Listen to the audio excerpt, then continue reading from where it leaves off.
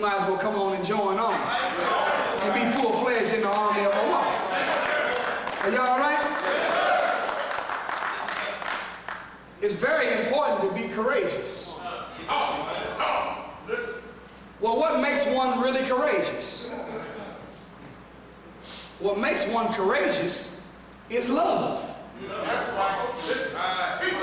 See, when you love the master, the messenger, the minister, the mission, and you love this message, then you have a courage superior to any courage you've ever seen before. Don't you know that the most feared man is the man that's not afraid to die for what he believes? See, after you make your mind up that I'm ready to die for this, then what can you pump me with after that? So pull me in the interrogation room. If I made my mind up that I'm willing to die for this, then you don't have nothing as an ultimatum that you can sway me with. I'm going to take your money, so what?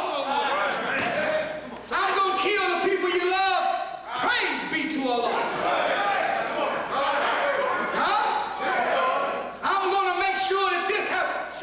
You make your mind up that you're ready to die for what you believe in. Can't nobody punk you after that. That's what real valor looks like. That don't come from watching no Scarface movie or no Godfather film. That don't come from watching no gang-banging movie.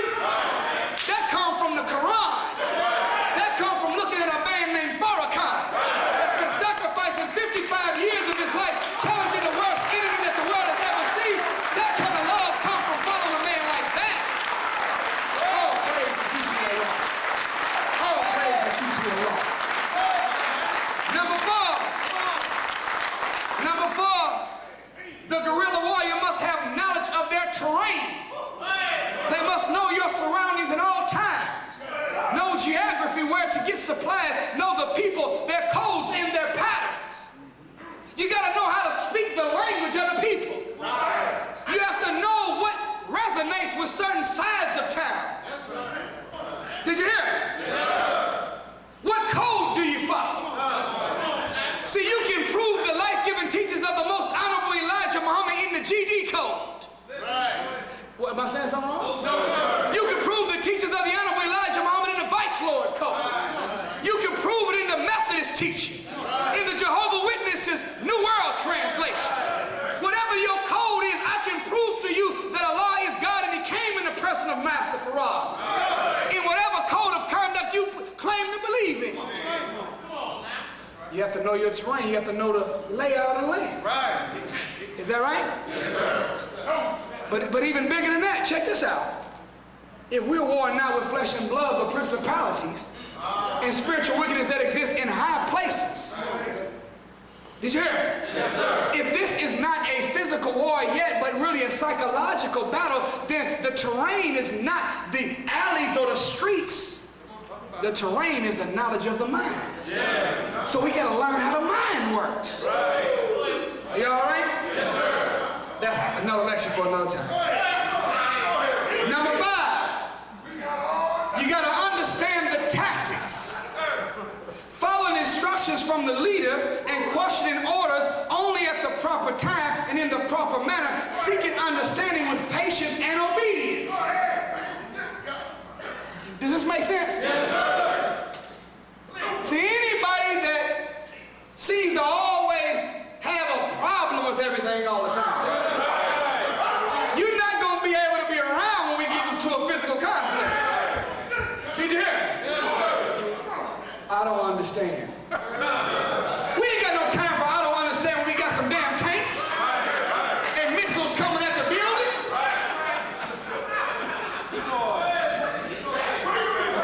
Could you explain that a little bit deeper? No, we got to hear and obey. Come on. Most of us have a problem with coming all the way in the ranks. It's because we think that we have to understand before we obey. Understanding is the fruit of obedience. That obedience, the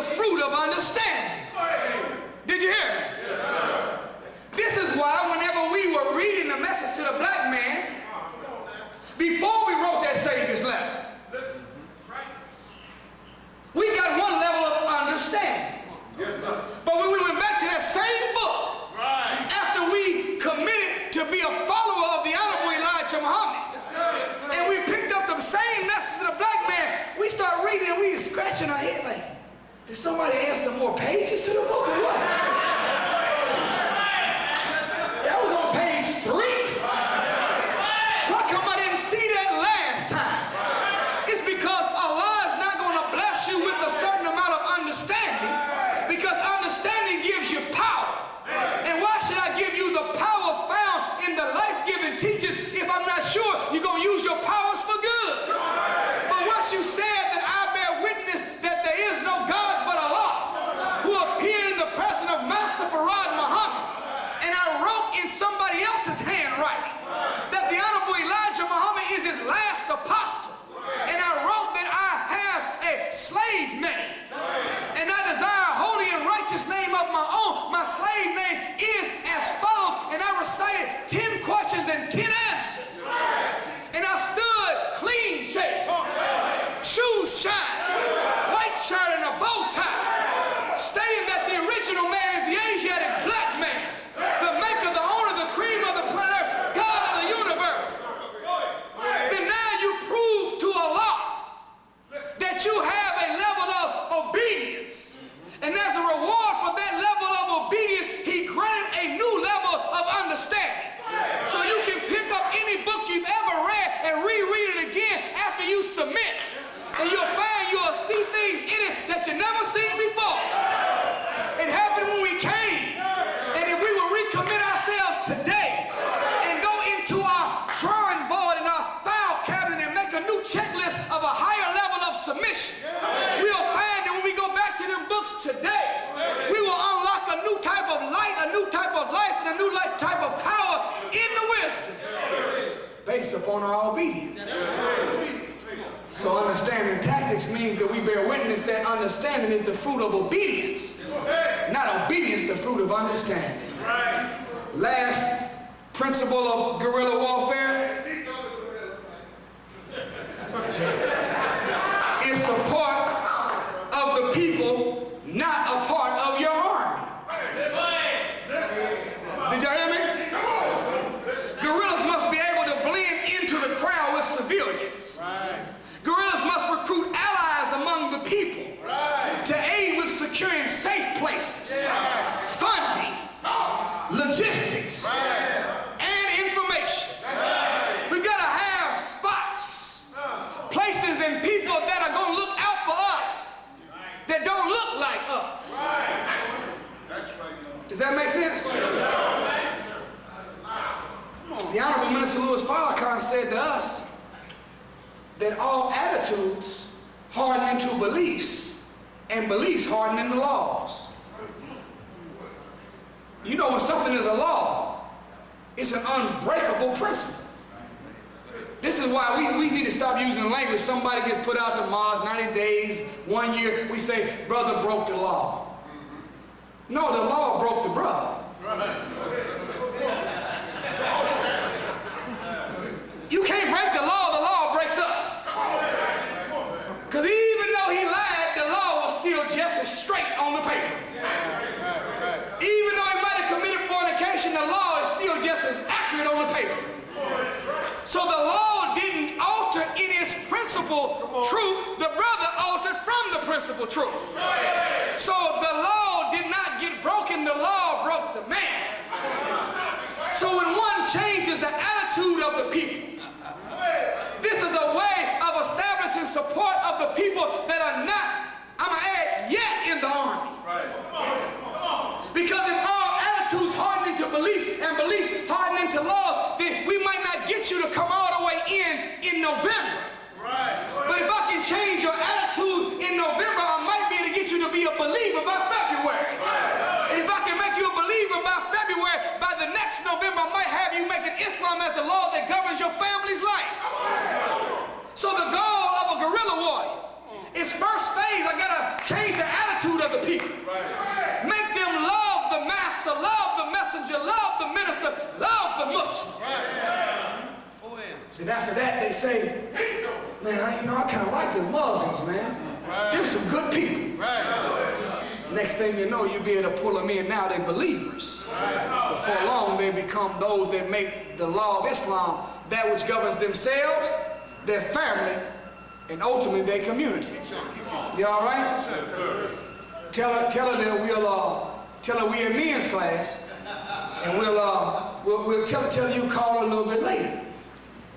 No, I'm just messing with you. You all right? That's understanding. Where was we at? Supporting the people? Yes, sir. Not a part of the army? Yes, sir. A guerrilla's ultimate aim is to produce a regular army. Oh, come on, say that. So, I mean, we might tell people, yeah, we just want you to come and hear a good word. No, the real aim, we want you to be an FOI or MGT. Did you hear it? And I'm going to drop some on it. Not only is it imperative for survival to assimilate various different kinds of conditions and to see yourself possibly executing full ramifications of warfare to survive it when it shows up, but you also have to be able to see every brother and sister suited and booted. That's right. That's right. See, when you shake that brother's hand underneath the bridge, you got to back up off of it. Yeah. Come on. See? And you got to be able to see him clean shaven with a nice haircut, skin smooth back out again, teeth shine, huh? Cleaned all the way up. And if you can see that brother being a full-fledged FOI, then you have a vision in your mind, and without the vision, the people perish. But with the vision, you can save anybody's life. Does that make sense? So we want all of them to be full-fledged in the army. That's right. Guerrillas live off the land and live simply. They only should use weapons and equipment easily accessible to anyone. More important than what we have in possession or have in our pocket is what we have in our mind and in our heart. Does that make sense? Yes, sir. So don't ever allow your mind to be so distracted by acquisition of wealth that you lose focus of the purpose that we on earth for, and that's the resurrection of the dead. See, don't you know, brothers, that the whole world is running around trying to find a purpose for living? But every FOI is blessed because we didn't have to go look for our purpose. Our purpose came looking for us. We didn't have to go find our purpose. Our purpose found us. Don't you know Master Farad Muhammad knows every last one of us personally? The Honorable Elijah Muhammad said that Master Farad Muhammad handpicked every last one of us. Handpicked. That means that he had analyzed us. He went into our heart. He found some other Negroes that had more money than we had a better upbringing than what we had more education than what we had. But what made us different from the rest of the people is that we had the quality of heart he was looking for. So when he came inside us and seen in our chest cavity the material that he needed to be able to make a God out of a man in the short period of time he had to work with us, he said, I need that brother to be in the army of Allah. I need that brother to be in the ranks. Why? Because he has the quality of heart to achieve the status of becoming a God among men, that I can use him as a marketing tool to show the rest of the world, look at what I've done with a crackhead. Look at what I've done with a drug addict. Look at what I've done with the brother from the hood. If I can do it with him, you know I can do it with you. That's what we came for. All praise is due to Allah. All praise is due to Allah. Master Farad Muhammad, he didn't come just to be a God. He is the God. Did you hear? Yes, sir. The most honorable Elijah Muhammad said that every star in the heaven represents one of the different gods that came as a supreme being every 25 or 35,000 years. He said, but when you look up in the sky at night, there's one star that's brighter than all the other stars. That star is a symbol of Master Farad Muhammad, because he is the first perfect God. The originator, whenever he was involved in the process of self-creation, whenever he was manipulating electricity, material darkness, in his own mind, he sparked one single atom of life in that material darkness.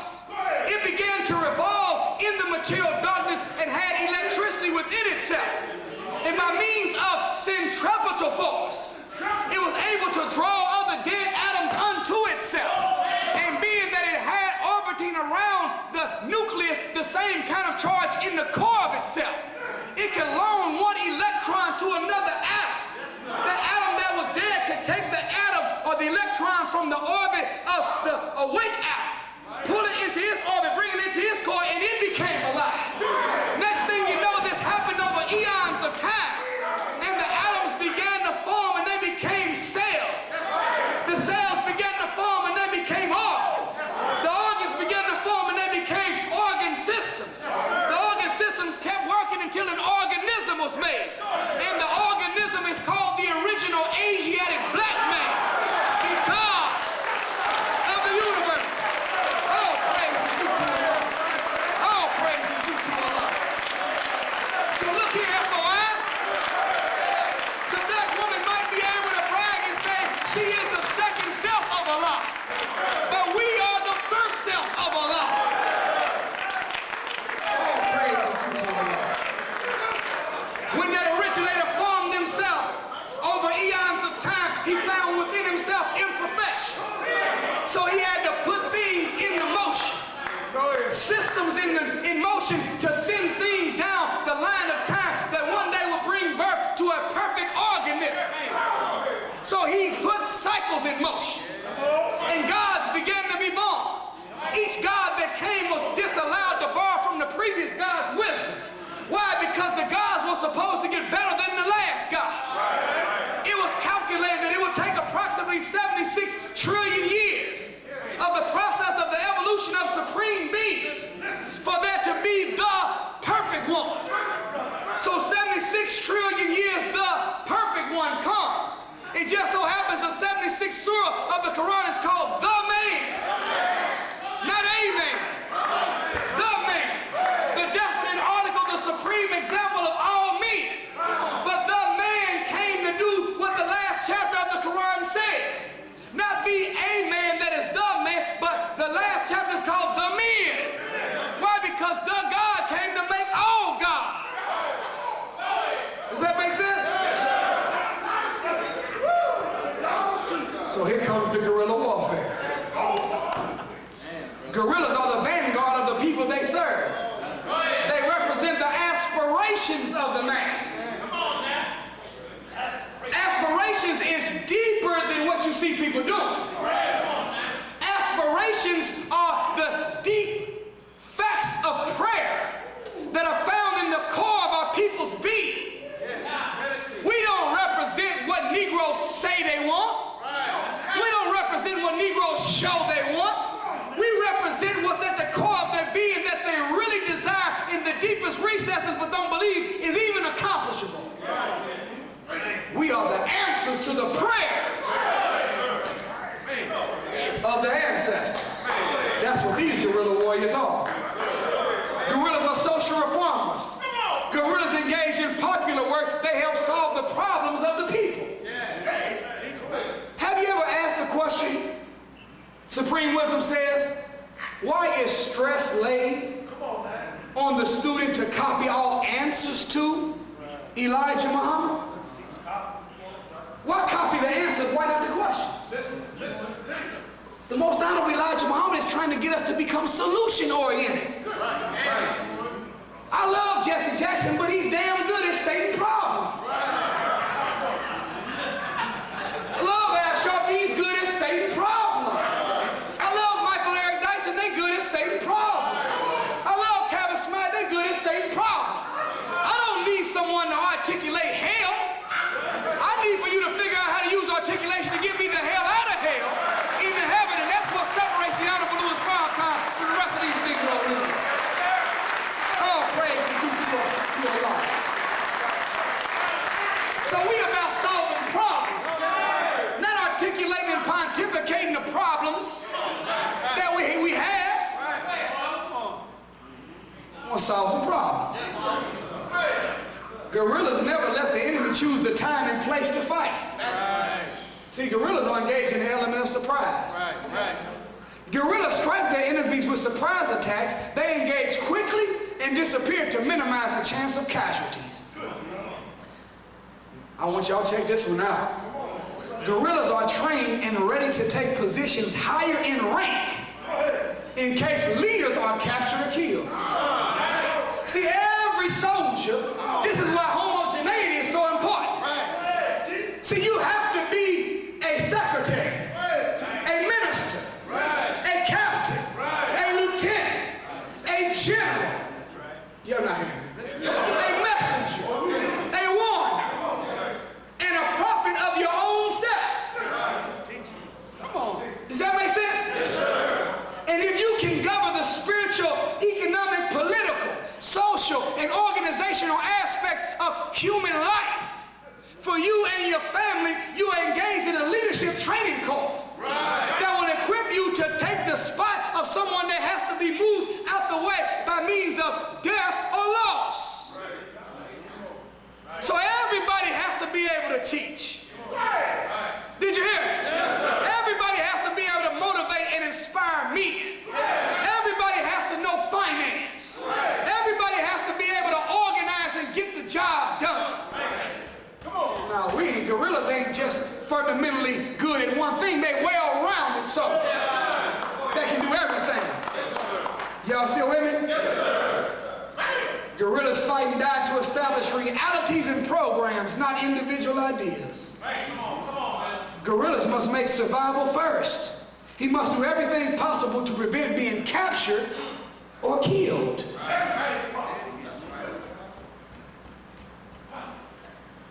Whenever the enemy sends a pretty woman, I don't think y'all heard what I just said. I said when the enemy sends a pretty woman. Thank you, sir.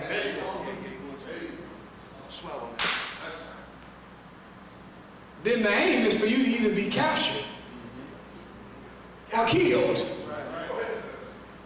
See, the reason why it makes no sense not to go ahead and say, I'm going to be a soldier and I'm going to be a fighter, is because Allah says in the Quran that they will not desist fighting you until they turn you back on your religion. So you might as well fight, because they're going to fight us. Does that make sense? Yes, sir. And they're going to keep fighting until they turn us back from the religion. It says in the Quran that they desire to slay thee, or to confine thee. Come on. Did you hear me? Or cause thee to depart. See, these are the three aims of the enemy. They really want us dead. But if I can't just kill y'all, I want to see you leave what you believe in. And if you won't leave what you believe in, I at least want you to be confined. That means that you will be present, but you'll be non-productive. You'll be here, but you won't be doing nothing. Did you hear me? We don't want confined. Maybe that's why the Quran talks about freeing believing slaves. No, you're not a slave to some officer. You're a slave to an evil machination of the mind that produces doubt and suspicion in what you are a part of. So we're here, but we become confined. Y'all right? Last but not least, guerrillas don't fight a battle unless it's winnable. Well, guess what? Every battle for the believer is winnable.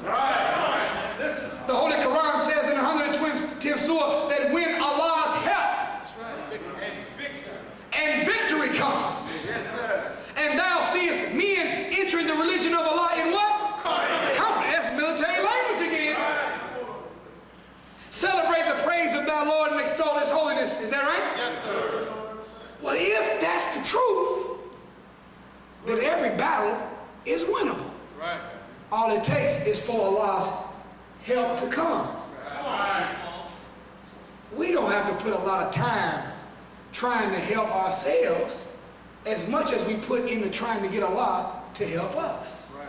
Did you hear me? Yes, sir. And the more we work to earn Allah's favor, the more Allah will work to make sure we have what it is we want to have. The captain said earlier today, he said that if you help far come, Allah will help you. Did you hear me? The Honorable Minister Louis Farrakhan said that anyone that will help me in this work, the same two that are backing me will also back you. Go ahead. I'm telling you, we don't have no excuse. Imagine if you got the master and the messenger backing you, and then you got the minister in front of you setting an example. That means that you got force behind you that can defeat everything, and then you got the example of a wise guide in front of you that is putting footprints in the stand where you don't even have to guess where to go. You just got to do what he's doing. And we will make it to the promised land. Are y'all all right? Tonight, brothers, the aim was just to inspire us to rejoice in the bargain that we have made. Take pride in being this kind of Muslim. The back page of the final call don't say a Muslim program. The Muslim program. No, we the real Muslim. Did you hear me? We ain't following no hell nowhere. Prophet Muhammad said that 3 generations after me will no longer be of me. A prophet has the gift of prophecy. Fasih means to speak, and pro means in advance. Prophet see and speak in advance. That means that Prophet Muhammad seen that 300 years after him, the people were going to deviate from him and we would be unworthy to be followed. Then he dropped another little jewel out there. He said